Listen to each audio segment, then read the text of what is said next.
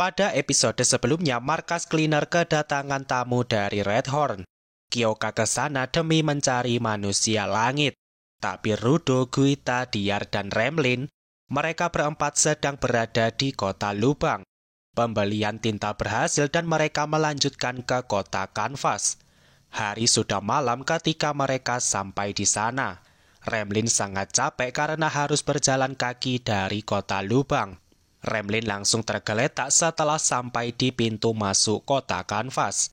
Bagi Guita, ini adalah pengalaman kedua memasuki kota Kanvas. Rudo juga begitu dan Rudo menyadari dinding kubahnya punya lebih banyak gambar dari sebelumnya. Remlin menyebut cleaner sebagai monster karena tidak ada yang capek padahal sudah berjalan sejauh 16 km. 16 km adalah jarak dari kota Lubang ke kota Kanvas. Untung saja mereka mendapatkan tumpangan dari kantor cleaner ke kota Lubang. Remlin tidak sanggup jika harus berjalan kaki dari awal. Remlin heran apakah cleaner tidak capek sama sekali. Guita juga merasakan capek, tapi mereka sudah terbiasa berjalan di antara tumpukan sampah yang besar. Jadi mungkin jarak 16 km masih tidak terlalu jauh.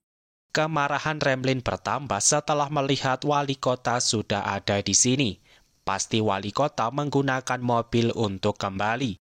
Sementara Remlin harus berjalan kaki sampai kakinya mati rasa. Menurut wali kota itu adalah bagian dari menjadi pelukis yang hebat. Stamina diperlukan untuk menggambar dalam waktu yang lama. Lagi pula Gob, pewaris sebelum Remlin selalu berjalan kemanapun, dan dia tidak pernah mengeluh sama sekali. Tapi wali kota juga paham bahwa Remlin masih dalam masa perkembangan. Jadi wali kota menghargai usaha semua orang untuk sampai ke sini. Rudo bertanya di mana mural Remlin akan digambar. Tapi sekarang sudah malam. Sebaiknya kegiatan dilanjutkan besok pagi saja. Wali kota sudah menyiapkan kamar lengkap dengan makanan. Tapi Guita berpesan untuk tidak memberikan manisan kepada Rudo. Jika tidak, wali kota akan dalam masalah. Rudo cemberut mengetahui tidak akan mendapatkan manisan. Dan Remlin malah bertanya kepada Rudo, apa yang kamu pikirkan setelah mendengar kata mural? Setahu Rudo itu adalah lukisan pada dinding. Tapi ternyata mural pewaris jimat berada di langit-langit pintu masuk. Rudo melihat ke atas dan ada pemandangan yang luar biasa. Orang normal akan berpikir mural cuma ada di dinding.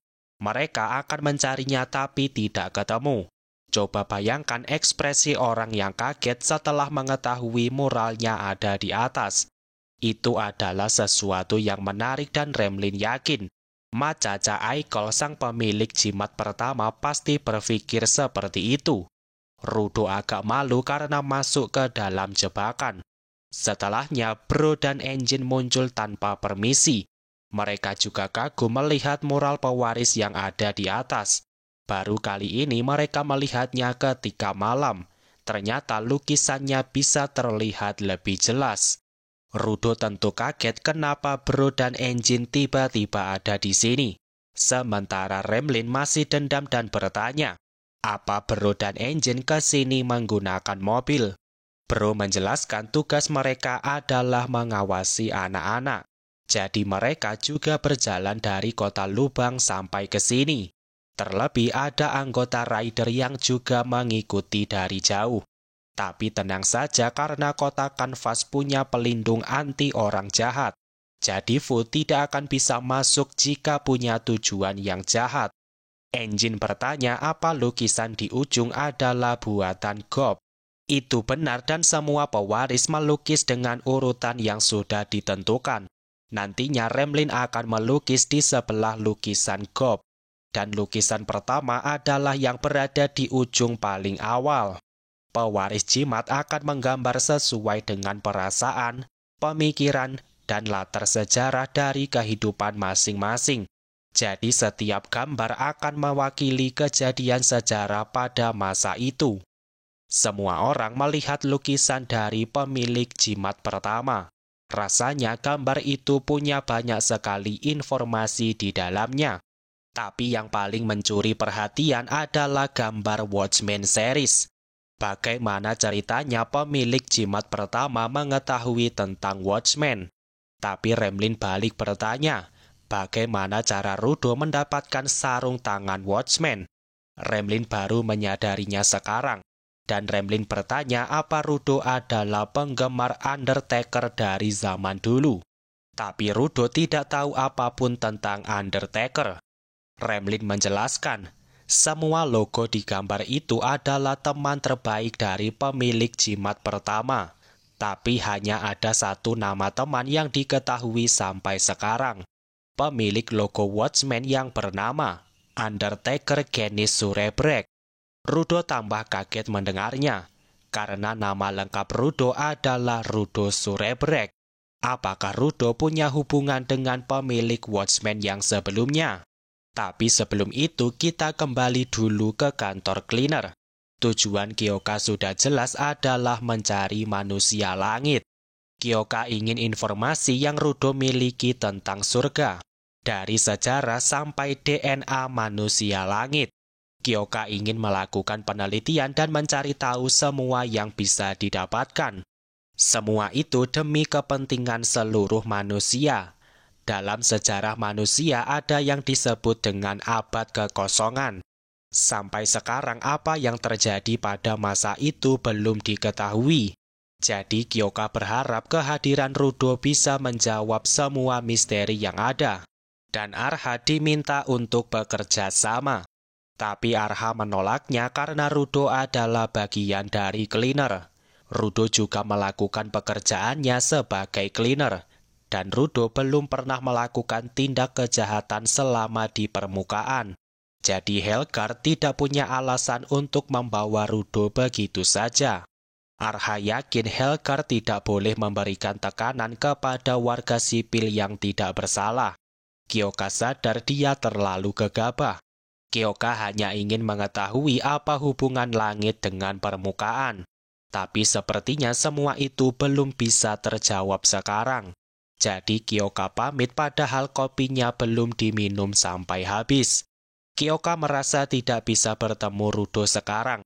Lagi pula Kyoka tidak suka kopi. Jadi yang Kyoka butuhkan cuma laporan dari badai sampah kemarin. Arha bertanya apa Kyoka tidak mau bertemu Zanka sebelum kembali. Kyoka merasa tidak perlu, tapi Kyoka menitipkan salam kepada Engine, dan raut wajah semua orang tiba-tiba berubah. Sepertinya pernah terjadi sesuatu di antara Engine dan Kyoka. Tapi sebelum pergi Kyoka bertanya, siapa nama manusia langit itu? Dan Arha menjawab, Rudo. Kyoka belum tahu nama lengkapnya Rudo, tapi Rudo sendiri sudah mengatakan nama lengkapnya kepada Remlin. Semua orang jadi bertanya, apakah Rudo adalah keturunan dari Undertaker Surebrek? Remlin merasa sejarah kembali terulang, di mana pemilik jimat pelukis berteman dengan keluarga Surebrek.